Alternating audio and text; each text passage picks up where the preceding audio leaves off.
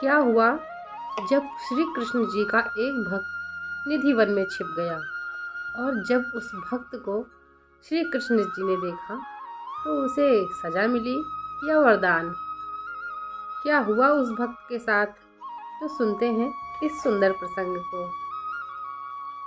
जय श्री कृष्ण प्यारे भक्तों, राधे राधे। कैसे हैं आप सब? कान्हा जी की कृपा से आप सब अच्छे होंगे। तो भक्तों, सबसे पहले मैं आप सभी से हाथ जोड़कर माफ़ी मांगना चाहती हूँ, क्योंकि मैंने काफ़ी दिनों से ना ही कोई वीडियो कान्हा जी की बनाई है और ना ही यूट्यूब पर अपलोड की है, क्योंकि कुछ ऐसी समस्याएं हर किसी के जीवन में होती हैं जो हर किसी से शेयर नहीं की जा सकती।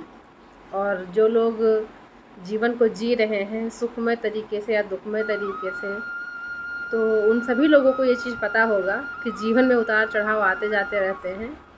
तो हाँ, कुछ समस्याएं थी मेरे साथ जिसकी वजह से मैं वीडियो नहीं बना पा रही थी। और मैंने आज जो कान्हा जी का एक देखा है, मैंने कान्हा जी की एक लीला है उसे मैंने पढ़ा है, तो वही मेरा मन किया कि मैं आपके साथ उस लीला को शेयर करूं, आपके साथ वर्णन करूं इस वीडियो के माध्यम से, ताकि आप वो भी सुने और जानें कान्हा जी की लीलाओं के बारे में और आनंद लें।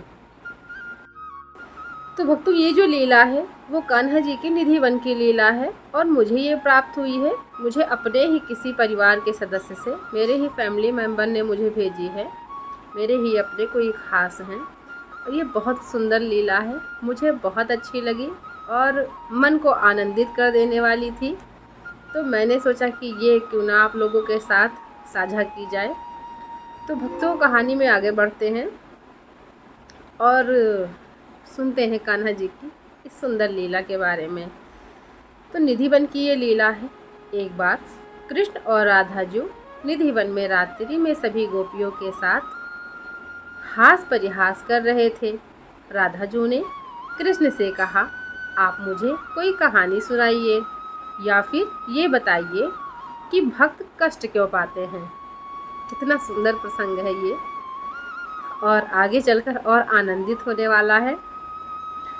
तो भक्तों, कृष्ण बोले, राधे सुनो, एक भक्त थे, वो हृदय से मेरी भक्ति करते थे। उन्हें लगता था कि भगवान की भक्ति करने से उनके जीवन में सुख ही सुख रहेगा, लेकिन ऐसा हुआ ही नहीं। उन्हें भक्ति करते कई साल बीत गए और वो निर्धन होते चले गए। यही नहीं, उनके समकालीन लोग उनसे बहुत धनी हो गए और वे सब उन भक्त जन का बड़ा परिहास उड़ाते थे। भक्त को लगता, उनसे अच्छा तो ये लोग जीवन जी रहे हैं, इन्हें तो भगवान की भक्ति भी करनी नहीं पड़ती और धनी होते जा रहे हैं, इनका जीवन जो है सुखमय होता जा रहा है। मैंने भी इतना समय लगाकर देख लिया, ना तो प्रभु मिले और ना ही जीवन में कुछ समय सुख का आया। अब तो मैं भक्ति भी नहीं छोड़ सकता, वरना लोग मुझे भटका हुआ समझेंगे। कितना सुंदर ये विचार उस भक्त के मन में आया। ऐसा विचार करते करते उन्होंने ये अनुभव किया कि लगता है मुझे प्रभु कृष्ण की प्रतीत ही नहीं है। मुझे ये कैसे विश्वास हो कि वो सचमुच हैं या नहीं हैं। उस भक्त ने सुन रखा था कि भगवान श्री कृष्ण निधि वन में प्रतिदिन आते हैं और कोई छुप के देख ले तो उसका अहित हो जाता है। उसने सोचा, अब मेरा क्या अहित होगा। ये विचार कर वो सांझ को सबसे आंख बचाकर निधि वन में छुप गया और रात्रि की बाट जोहने लगा।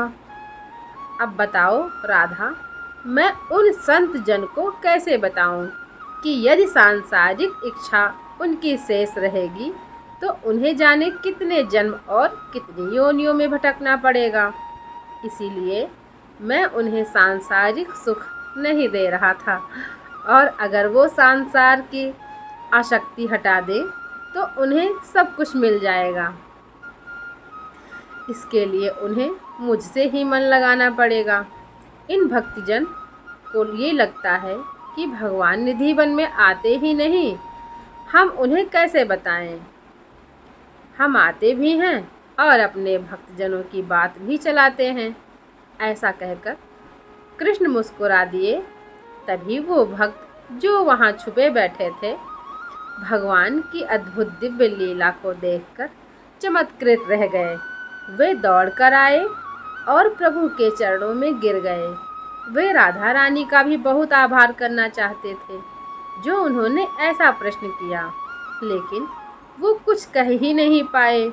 प्रभु की ऐसी अनुकंपा से जब वे सब कुछ बोल सके और जब उनसे वर मांगने को कहा गया तो वो बार बार आग्रह करने लगे कि उनके इस दिव्य स्वरूप को ही वो नित्य देखना चाहते हैं। प्रभु ने कहा, ठीक है, तुम यही निधि वन में लता बनकर रहो।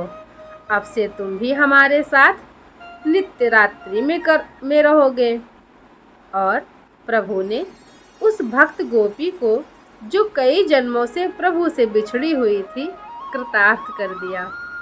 तो भक्तों, ये वैसे तो एक छोटा सा प्रसंग है, पर इतना सुंदर है कि मन में उतर गया।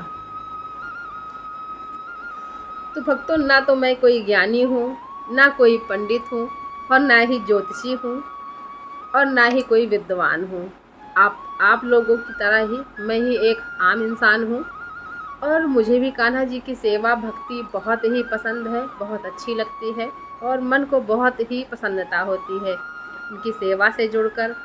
उनकी उनकी उनकी हर सेवा, चाहे भोग हो, उनसे संबंधित जो भी क्रियाएं हैं, मुझे बहुत अच्छी लगती हैं। मेरे घर में कान्हा जी की सेवा होती है। तो ये जो छोटा सा प्रसंग है, मैंने इसीलिए सुनाया है। और हर किसी की बुद्धि वैसी नहीं होती कि उसे पढ़कर वो याद कर ले, क्योंकि कुछ लोग कथा कहने वाले जो हैं या जो बताने वाले हैं, बहुत लोग कान्हा जी की कथाएं कहते हैं, सुनाते हैं, बताते हैं और बहुत सुंदर सुंदर बोलते हैं, बताते हैं कान्हा जी के बारे में। तो मैं उतने अच्छे से तो बता नहीं पाऊँगी, क्योंकि मुझे याद नहीं होता है। इसलिए मैंने पढ़कर उस चीज़ को आप तक पहुँचाने का प्रयास किया है। मेरा मानना इतना है कि शुद्ध हो और अच्छा हो, कोई बनावटीपन ना हो, कोई झूठा ना हो। तो ये जो लीला थी, ये बहुत सुंदर थी। आपको ये लीला कैसी लगी कमेंट बॉक्स में ज़रूर बताएं। वीडियो अच्छी लगी हो तो वीडियो को लाइक करें, चैनल को सब्सक्राइब करें। मिलते हैं एक नई वीडियो में, तब तक के लिए अपना ध्यान रखें। कान्हा जी की कृपा आप सभी भक्तों पर सदैव बनी रहे। जय श्री कृष्णा। राधे राधे।